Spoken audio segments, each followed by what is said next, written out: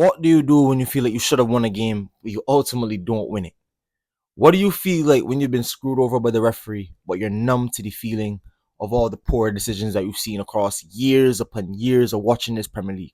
How does it feel dropping points in a title race up against a team that you know is probably the best in the history of this great league? Well, you have us today, ladies and gentlemen. Well, specifically, you have me today, ladies and gentlemen. I'm here to break down Arsenal's 1-1 draw at the Emirates in the third game of the Premier League season. So without further ado, let's get straight into the video. And so what do you think about that first half, though, even though it was a tricky start? Yeah, I mean, it was.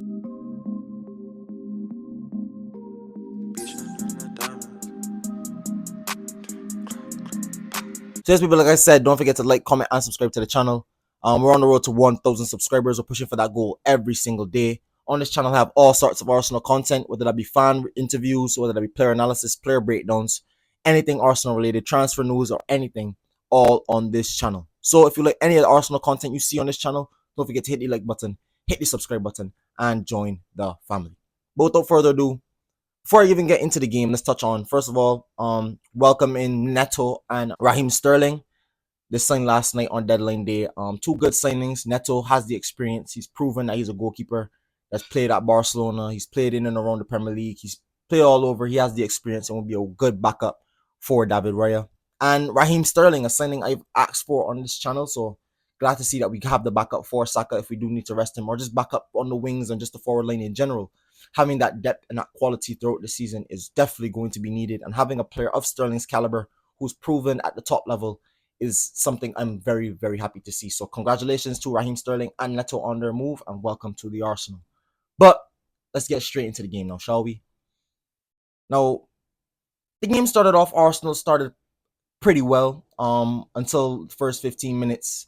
Brighton started to find themselves, started to close off a bit of our passing lanes in the middle, forced us wide a bit more, caught us offside. We were trying to play in behind a lot more, and caused a little bit of problems for Arsenal. We weren't allowed to play our free-flowing football. We weren't allowed to get on the front foot as we normally would. But the luck breaks for us. We score a really, really good goal. Timber with the whole football over the top. Saka wins the header against Lewis Dunk. Didn't think I'd be saying that, but Dunk doesn't really challenge. Saka wins it, plays a lovely ball in behind, and Kai Havertz, who times his run really, really well, gets onto the end of a great ball played in and tucks away the finish really, really, really, really good. And we go into the halftime break 1-0, and you're sitting there thinking, okay, we haven't been our free-flowing best.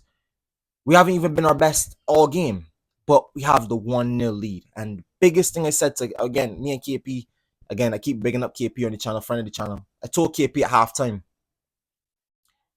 I'm focused on the clean sheet. We haven't created anything up top, and when you're in games like this that are so tight and you have the goal, do not give anything away defensively. And I don't think we really did until we put the decision in the referee's hands. And Declan Rice is sent off for 2 yellow cards. The first yellow card is definitely a yellow card. A crazy tackle by Declan Rice. Mistimes it. Not anything malicious, but it was a 50-50 ball. Deserved the yellow. The second yellow is going to be the massive talking point about the game. Because when you think about it, when you really look at it, is that a yellow card? Is that deserving of a second yellow? Oh, no, this is what we have to be. I don't want to come on here and talk about the ref. And I'm not going to. I actually changed my mind. I don't even want to talk about the ref.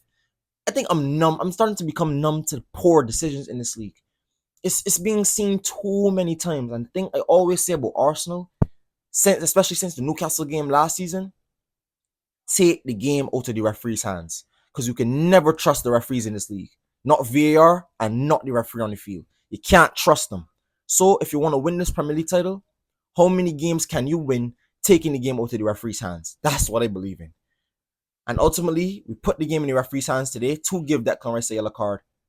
And it ultimately cost us 3 points because straight after that, not even 10 minutes later, Joe Pedro equalizes for Brighton. But overall, we didn't really create anything in the first half, and we almost had our chances to put the game to bed in the second half. Even down to 10 minutes, we could have won it. But ultimately, you're always up against it when we're up against a good organized team who has the extra man advantage. You're always going to be up against it, always. But again, I take a draw than a loss, most definitely, because Brighton did have their chances to win the game. But I rather take the draw than a loss, definitely. But we'll see what Man City does. We'll see what Liverpool do. We'll see what everybody in and around us does. And the next game is going to be crucial after international break. Declan Rice will miss it. We saw a lot of other injuries throughout the game. We saw Odegaard pick up a knock. Didn't really look his best after the knock. We saw Timber go down and pulled off. Hopefully it's a bit of precaution from Mikel Arteta. We'll see what happens. But the next one is against Spurs away. So, I mean, there's 2 weeks. There's a 2 week break. I think the players will recover and come back sharper. Hopefully we get to see Mikel Moreno recover from that injury. But probably not. Maybe he might come back against Man City. Hopefully. But again, it makes you sit back and think, going up against a team like Manchester City in a title race like this, every single point matters. And I know we're not going to win every single game, so I'm not holding the boys to that standard. But at the same time, slow, like mistakes, you know what I mean? Little mistakes. I think not even blaming Declan Rice for the yellow card, but again, I don't like putting the game in the referee's hands. You guys in the comment section, let me know down below. Was it a red? Was it not a red? I don't think it was a red card, but at the same time, these referees will blow your mind with all the decisions they make. All the decisions they make. But nonetheless, 2 points dropped, I'd say. We were in commanding position, 2 points dropped, but there were good performances. There were positives from the game. Saka, I thought, played really well. Got on that right hand side and was a threat every single time. Havertz, like I said, took his chance really well. Should have put away another chance when we were down to 10 men. But ultimately worked hard, won his headers, won his duels. I thought Havertz played well. Trossard didn't play bad again. Trossard came on, started. Had his moments, was looking to create, but ultimately once you're going on the 10 men in the second half, it's like we were all under the cosh. Defensively, they thought Gabriel Saliba played well. Timber played well again. Calafiori came on, looked really good as well.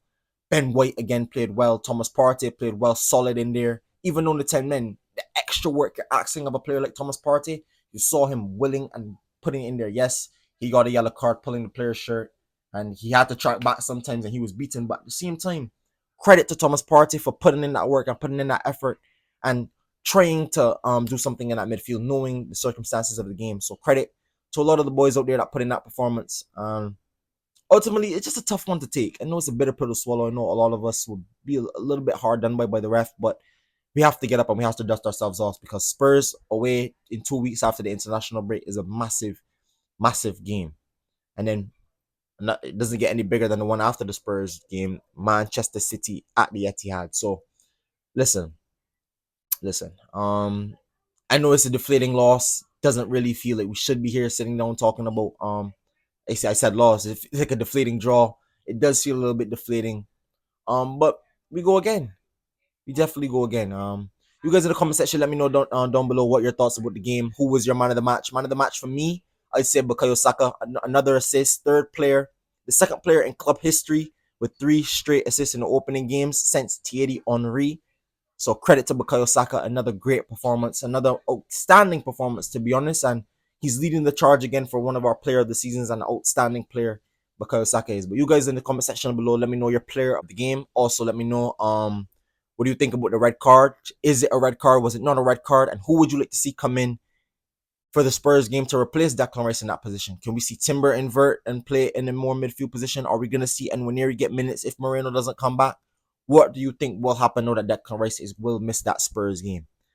But like I said, don't forget to like, comment, and subscribe to the channel. We're on the road to 1,000 subscribers. I have all sorts of Arsenal content here. So if you like Arsenal fan content, and if you like anything United States men's national team related, I have all of that here on this channel.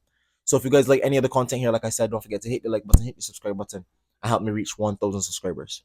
Without further ado, thank you guys for watching, and I'll catch you guys in the next one. Peace.